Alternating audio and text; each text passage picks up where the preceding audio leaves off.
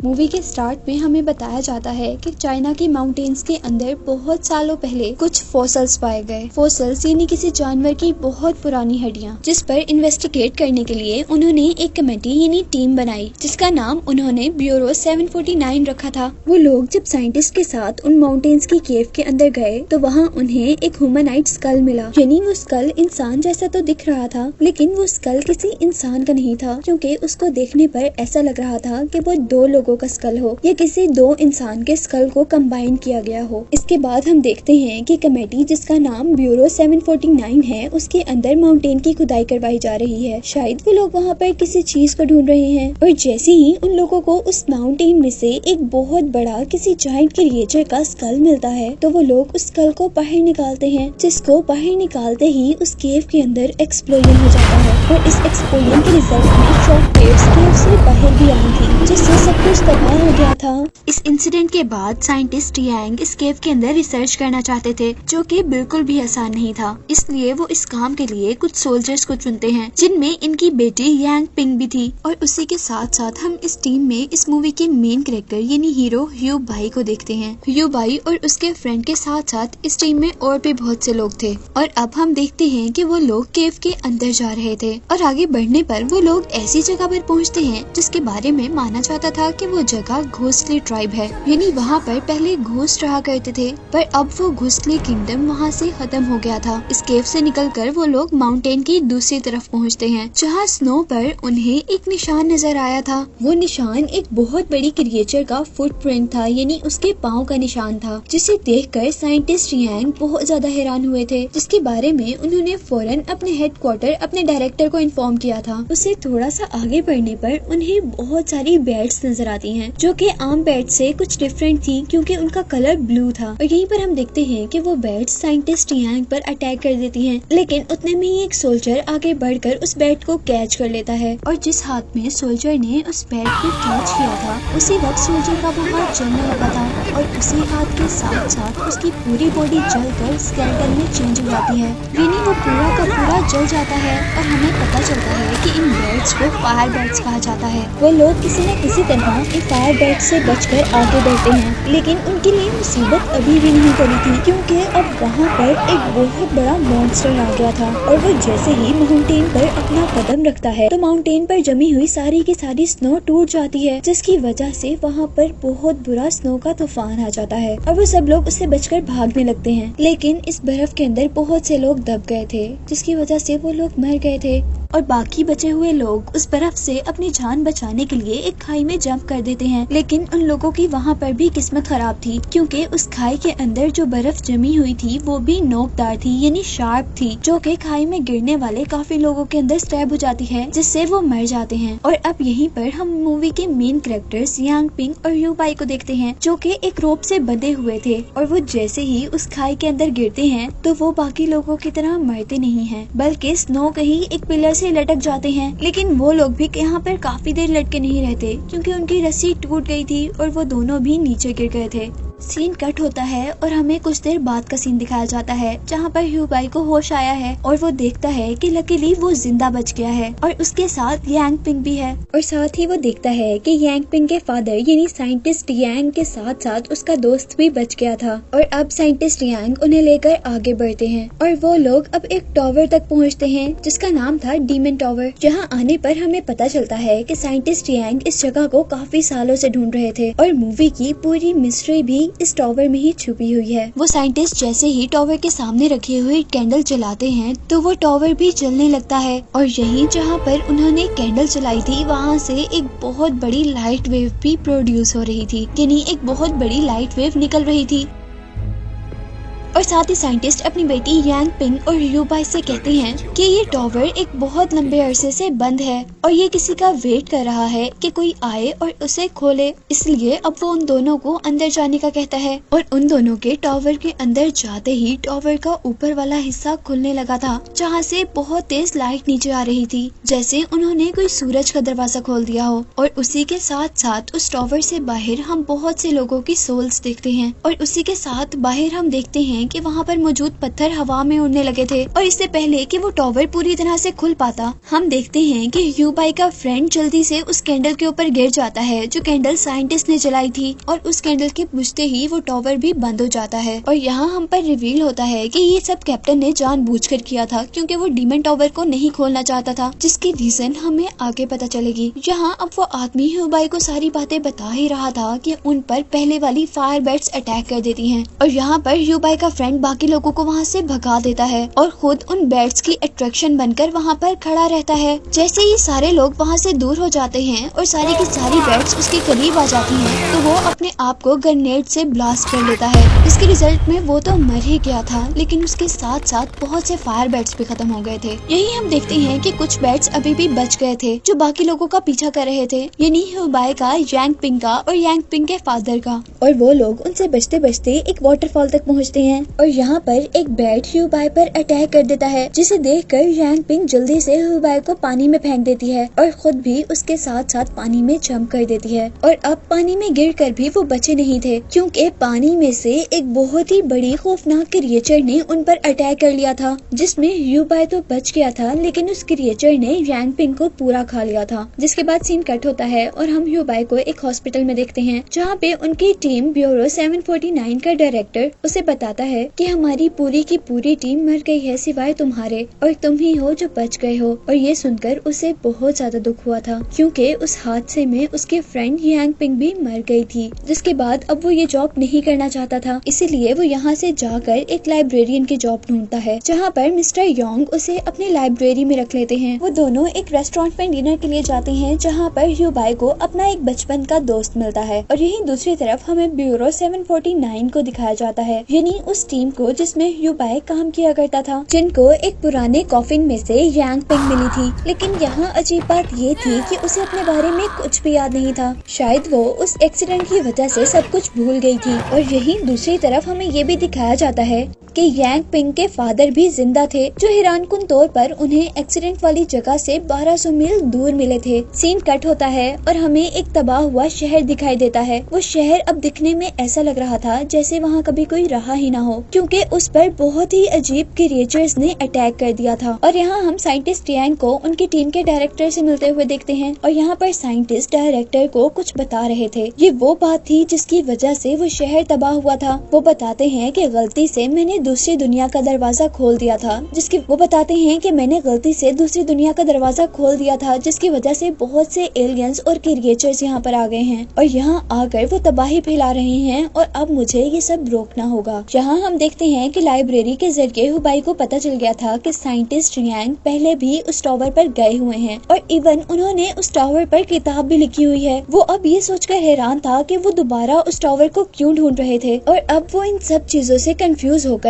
उस demon tower पर research करना शुरू कर देता है, जो करते हुए एकदम से उसकी कमर पर आग लग जाती है। और ये आग बिल्कुल वैसी ही आग जैसी आग फायर बैट से लोगों को लगती थी। यहाँ पर ह्यूबाई का फ्रेंड जो कि उसे रेस्टोरेंट में मिला था, वो आकर जल्दी से उस आग को बुझाने की कोशिश कर रहा था, लेकिन आग बुझने के बजाय ह्यूबाई अपने ही फ्रेंड को मारकर वहाँ से दूर गिरा देता है और फिर वो अपनी पावर्स का यूज करते हुए उस रूम में मौजूद सारी की सारी चीजें हवा में उठा देता है। और तभी यहाँ पर मिस्टर वैंग आते हैं जो कि लाइब्रेरियन थे। वो आकर सारी चीजों को अपने मैजिक से नीचे करते हैं और यहाँ ह्यूबाई की बॉडी से आग भी बुझ जाती है। पर अब सवाल ये था कि ह्यूबाई के अंदर इतनी सारी पावर्स कैसे आ गई थी। पहले तो वो एक नॉर्मल इंसान था और यहाँ हमें मिस्टर वैंग के जरिए पता चलता है कि फायर बैट्स के अटैक की वजह से ह्यूबाई के अंदर इतनी सारी पावर्स आ गई थी। और यहाँ इन सभी बातों के दरमियान में हमें पता चलता है कि मिस्टर वैंग कोई आम लाइब्रेरियन नहीं है, बल्कि वो एक वर्ल्ड के कीपर हैं, यानी वो एक पुराने कस्टम का ख्याल रखते हैं। और अब इन्हीं सब बातों के दौरान देखते ही देखते मिस्टर वैंग उस जगह को वर्ल्ड में चेंज कर देते हैं। और यहाँ मिस्टर वैंग उन लोगों को बताते हैं कि 10,000 साल पहले इस जगह पर एलियंस आ गए थे और वो बताते हैं कि डेमन टावर वो जगह है जहाँ से वो लोग अर्थ पर आए थे, यानी वो टावर उनका है। लेकिन वो बताते हैं कि वो एलियंस इंसानों को नुकसान पहुँचाने लगे थे, इसीलिए ह्यूबाई के पेरेंट्स ने उन्हें मार दिया था। और वो जो डीमन टावर था, यानी जहाँ से वो एलियंस आया करते थे, उसको अपनी बॉडी के जरिए सील कर दिया था। यानी अगर हम इस मूवी में गुजरे हुए थोड़ी देर पहले के सीन को डिस्कस करें, जिसमें साइंटिस्ट यांग डायरेक्टर को बता रहे थे कि मैंने एलियंस का दरवाजा खोल दिया था, था तो उन्होंने असल में वो टॉवर ही ओपन किया था जिसकी वजह से कुछ एलियंस अर्थ पर आ गए थे। तो उन्होंने असल में उस टॉवर को ही खोला था जिसकी वजह से कुछ एलियंस यहाँ पर आ गए थे। और यहाँ पर वैंग ह्यूबाई को बता रहे थे क्योंकि उस टॉवर को ह्यूबाई के पेरेंट्स ने बंद किया था, इसीलिए अब उस टॉवर को खोलने के लिए ह्यूबाई के ब्लड की जरूरत होगी। और यहाँ हमें समझ आई थी कि क्यों साइंटिस्ट ह्यूबाई को वहाँ तक लेकर गए थे। यहीं पर मिस्टर वैंग उसे ये भी बताते हैं कि 10,000 पहले जब उसके पेरेंट्स ने सारे एलियंस को उनकी दुनिया में वापस भेजा था तो कुछ एलियंस यहीं पर छुप कर रह गए थे जिन्होंने इंसानों से शादी कर ली और अब उनके बच्चे हाफ ब्लड हैं, यानी वो हाफ एलियन हैं और हाफ इंसान हैं। और यहीं पर अब दूसरी तरफ हम साइंटिस्ट यांग को देखते हैं जो कि अपने ग्रुप को छोड़कर कहीं चला गया था, पर जाते हुए उन्होंने एक नोट में अपनी डायरेक्शन लिख दी थी कि वो किस तरफ जाएंगे। इसीलिए अब उनकी टीम यानी ब्यूरो 749 के डायरेक्टर ह्यूबाई के पास आते हैं ताकि वो साइंटिस्ट को ढूंढने में उनकी हेल्प कर सके। और यहाँ पर ह्यूबाई उससे कहता है कि मैं ऐसा कैसे कर सकता हूँ, जिस बात पर डायरेक्टर उसे बताते हैं कि हमें कुछ दिन पहले यांग पिंग मिली थी और उसके कहने के अकॉर्डिंग तुम ही हो जो साइंटिस्ट को ढूंढ सकते हो। और ये कहकर वो वहाँ से चला जाता है। ह्यूबाई यांग पिंग के जिंदा होने की खबर सुनकर बहुत ज्यादा खुश हुआ था और वो अब ये बात जाकर मिस्टर वैंग को बताता है। और यहाँ पर मिस्टर वैंग उसे बताते हैं कि तुम उन्हें ढूंढने के लिए उस टॉवर में नहीं जा सकते क्योंकि जब पहले तुम उस टॉवर के अंदर गए थे तो उस टॉवर का दरवाजा थोड़ा सा खुल गया था जिससे काफी सारे एलियंस यहाँ पर आ गए हैं।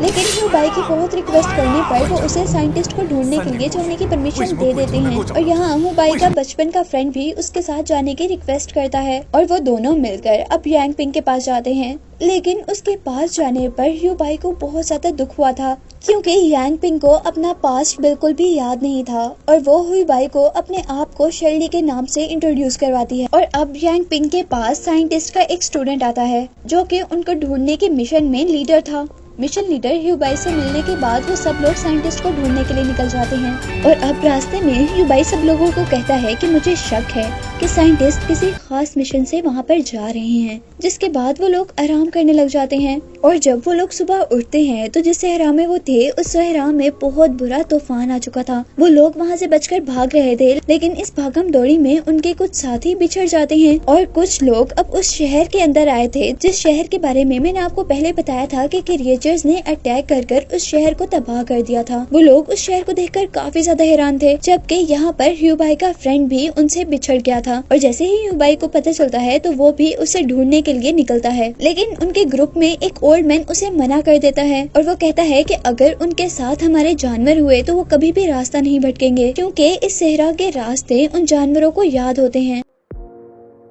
और यहीं अब हम दूसरी तरफ ह्यूबाई के फ्रेंड के साथ बाकी लोगों को भी देखते हैं जो उनसे बिछड़ गए थे, जहाँ पर एक बहुत ही बड़ा अजीब सा मॉन्स्टर उन लोगों पर अटैक कर देता है और उनमें से काफी सारे लोगों को मार देता है। जबकि ह्यूबाई के फ्रेंड को वहाँ पर एक साइकिल मिल जाती है और ह्यूबाई के फ्रेंड के साथ साथ एक और आदमी उस मॉन्स्टर के क्रिएचर से बचते हुए ह्यूबाई तक पहुँच जाते हैं। और यहाँ पर ह्यूबाई अपने फ्रेंड को देखकर बहुत ज्यादा खुश था। वो बहुत डरा हुआ यहाँ पर पहुँचा था और रोते हुए वो सबको क्रिएचर्स के बारे में बता रहा था। वो सबसे रिक्वेस्ट करता है कि हमें यहाँ से चलना चाहिए। और अब ह्यूबाई अपने मिशन लीडर को वहाँ से चलने को कह रहा था, लेकिन मिशन लीडर उससे कहता है कि हम ये मिशन नहीं छोड़ सकते। और यहाँ वो अपने मिशन का मेन मकसद बताता है। वो कहता है कि हमारा मकसद सिर्फ साइंटिस्ट को ढूंढना नहीं है बल्कि उन क्रिएचर्स को भी ढूंढना है जो कि लोगों को मार रही हैं। लेकिन ह्यूबाई यहाँ से चलने की जिद कर रहा था और वो अपने साथ साथ यांग पिंग जो कि अब शर्ली थी उसे भी जाने को कहता है, लेकिन शर्ली भी नहीं मानती। और वो मिशन लीडर उससे कहता है कि तुम डर कर यहाँ से क्यों भाग रहे हो? क्या तुम्हें वो सब लोग भूल गए हैं जो माउंटेन्स पर तुम्हारे साथ थे और वो सब के सब मर गए थे? और ये बात सुनकर ह्यूबाई भी इमोशनल होकर उनके साथ मिल जाता है। और इन्हीं बातों के दौरान अब उन्हें क्रिएचर की भी आवाज आने लगी थी। वो लोग जल्दी से अपने वेपन्स उठाकर तैयार हो जाते हैं और जैसे ही वो मॉन्स्टर उन पर अटैक करता है तो वो सब लोग अपनी गन से उस पर शूट कर उसे 1 मिनट के लिए तो गिरा देते हैं। लेकिन यहाँ मुसीबत अभी टली नहीं थी क्योंकि उनके पीछे से एक और क्रिएचर उन पर अटैक करने के लिए आ गया था। वो लोग दूसरे मॉन्स्टर पर भी शूट कर रहे थे लेकिन वो मॉन्स्टर बच रहा था और वो मॉन्स्टर जल्दी से आगे भाग जाता है, जिसके पीछे अब यांग पिंग यानी शर्ली भी भाग रही थी। और यांग पिंग को भागता हुआ देखकर अब ह्यूबाई भी उसके पीछे पीछे भागते हुए एक ऐसे रूम में पहुंचता है जहां पूरी रूफ पर इंसानों की डेड बॉडीज लटकी हुई थी और उसी रूम में जमीन पर उसे एक बहुत बड़ा सा होल दिखता है। और यहीं बाहर हम बाकी लोगों को देखते हैं जहाँ उनके सामने बहुत सारे क्रिएचर्स आ गई थी और वो उनसे लड़ने की तैयारी कर रहे थे, जबकि ह्यू भाई उस होल से होता हुआ एक टनल में आ गया था और वो टनल आकर एक ऐसे वोल्ट में खुली थी जो वोल्ट उसे मिस्टर वैंग यानी लाइब्रेरियन ने दिखाई थी, जिसके बारे में उन्हें बताया था कि उस वोल्ट का ख्याल वो खुद रखते हैं और यहाँ इस वोल्ट में एक क्रिएचर उस पर अटैक कर देती है, जिस क्रिएचर के अटैक से अब ह्यू भाई वहाँ पर गिर गया था और तभी यहाँ पर शर्ली आती है और वो उस क्रिएचर से ऐसे मिलती है जैसे वो उसका पेट हो और वो क्रिएचर भी उसके साथ नॉर्मल बिहेव करता है, जबकि शर्ली यानी यांग पिंग अपने मैजिक का यूज करते हुए ह्यू भाई की बॉडी को उठाकर वहाँ पड़े एक कॉफिन में डाल देती है और इस कॉफिन के अंदर सरप्राइजिंगली ह्यू भाई के सारे जख्म ठीक हो गए थे और अब उसकी आंख खुलने पर वो डीमन टावर के अंदर था जो मूवी के स्टार्ट में हमने देखा था और उसे यहाँ पर पास्ट के वियंस आ रहे थे और यहाँ हम देखते हैं कि जब पानी के अंदर यांग पिंग पर किसी क्रिएचर ने अटैक कर दिया था तो वो क्रिएचर उसे उठाकर डीमन टावर तक लेकर आई थी और उसके वहाँ पहुँचते ही उस टावर के अंदर से एक लाइट प्रोड्यूस हुई थी जो कि असल में एक सोल थी और उस सोल ने यांग पिंग पर कुछ मैजिक किया था और उसके मैजिक से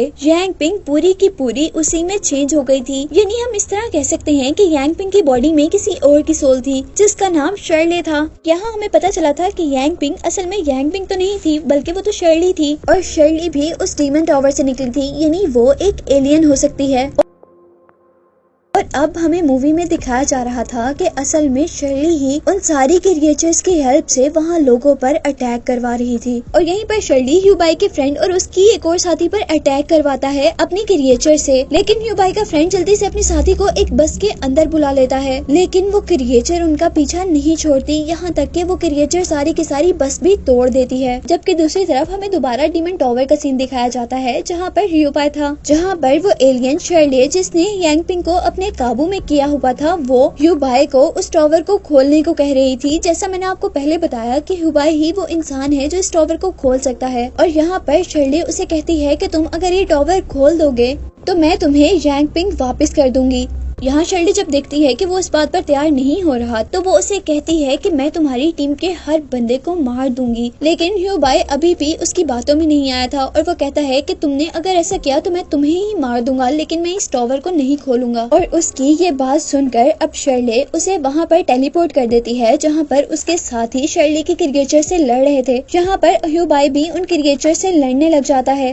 लेकिन एक क्रिएचर उस पर ही अटैक कर देता है जिसकी वजह से वो मरने वाला था। और यहाँ पर अब यांग पिंग आती है जिसकी बॉडी पर शर्ली ने कब्जा किया हुआ था। वो आकर ह्यू भाई को उन मॉन्स्टर से बचाती है और उसके पास आकर उसका सर अपनी गोद में रखती है, जहाँ पर ह्यू भाई उसे कहता है कि तुम बिल्कुल मेरी फ्रेंड यांग पिंग जैसी लग रही हो और ये कहते ही वो उसको शूट कर देता है, जिसकी वजह से उसके अंदर शर्ली की सोल मर जाती है और उसके साथ साथ उसके भेजे हुए सारे मॉन्स्टर भी खत्म हो जाते हैं और उसके मरने के साथ साथ ही वो डीमन टावर भी खत्म हो जाता है। और यहाँ मरते मरते आखिरी दफा शर्ली उसे बताती है कि एक तुम ही वो इंसान थे जो मुझे मार सकते थे और ये कहते साथ ही वो पूरी तरह यांग पिंग की बॉडी से निकल जाती है, लेकिन क्योंकि ह्यू भाई ने यांग पिंग की बॉडी को शूट किया था इसीलिए यांग पिंग भी मर गई थी, जिसे देखकर वो बहुत दुखी था, लेकिन वो हार नहीं मानता और यांग पिंग को उठाकर वो उस वोल्ट में लेकर जाता है जिसकी हिफाजत मिस्टर वैंग किया करते थे और मिस्टर वैंग ने उसे बताया था कि इस कॉफिन की हेल्प से लोगों को जिंदा किया जाता है, इसीलिए वो यांग पिंग को ले जाकर उस कॉफिन में डाल देता है। जबकि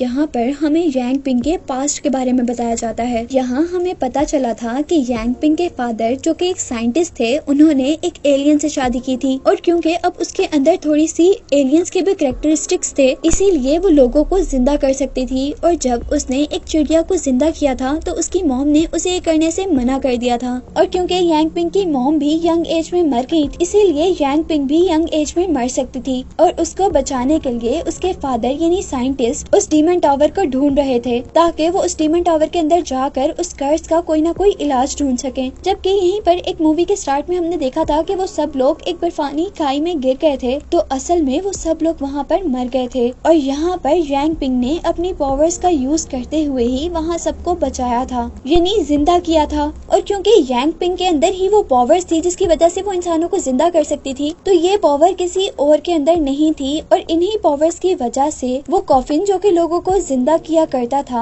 उसने यांग पिंग को जिंदा नहीं किया था, जिसकी वजह से उसका फ्रेंड ह्यू बाई बहुत ही दुख से उसे यहाँ पर छोड़कर जा रहा था। और अब मूवी के लास्ट सीन में हम देखते हैं कि उनके जाते हुए उनके पीछे वो क्रिएचर अभी भी जिंदा है, जिसको दिखाते हुए ये मूवी एंड हो जाती है।